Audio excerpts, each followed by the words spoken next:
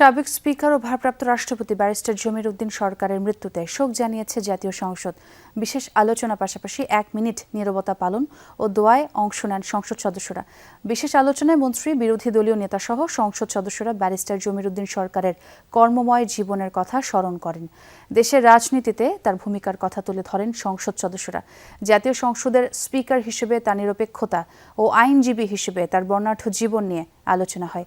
এ সময় সংসদ নেতা ও প্রধানমন্ত্রী তারেক রহমান উপস্থিত ছিলেন। ব্যারিস্টার জমির সরকার সাহেব ছিলেন সেলফ মেড ম্যান। নিজের মেধা দিয়ে তিনি বড় হয়েছেন, লেখাপড়া করেছেন, সুদূর যুক্তরাজ্যে গিয়ে লিঙ্কনস ইন থেকে ব্যারিস্টার হয়ে এসেছেন এবং তারপরে তার কর্মজীবনে তিনি কখনো পিছনে ফিরে তাকাননি।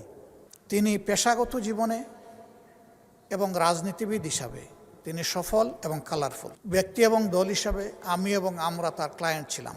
বিশেষ করে আমাদের কষ্টের দিনগুলোতে ফেসিবাদী আমলে আইনের জাতাকলে যখন আমরা পিষ্ট, তখন প্রায় আমরা তার কাছে যেতাম, দ্বারস্থ হতাম। তিনি পার্লামেন্টেই থাকবেন, তিনি পার্লামেন্টে ছিলেন, তিনি সংসদ সদস্য ছিলেন, তিনি আইনজীবী ছিলেন, তিনি আইন প্রণয়নকারী ছিলেন, তিনি স্পিকার ছিলেন, তিনি সাবেক রাষ্ট্রপতি ছিলেন এবং সেরকম একজন সাকসেসফুল মানুষ আমাদের জন্য ভবিষ্যতের অনুপ্রেরণা হয়ে থাকবে। যারা নতুন এক বাংলাদেশের স্বপ্ন দেখেছিল, সেই স্বপ্নের সাথে ব্যারিস্টার জমির উদ্দিন সরকার তার যে স্বপ্নের আবহ ছিল সেটাকে মিলিয়ে নিয়ে সামনের দিনে আমরা যেন সেই স্বপ্নগুলোকে বাস্তবায়ন করতে পারি।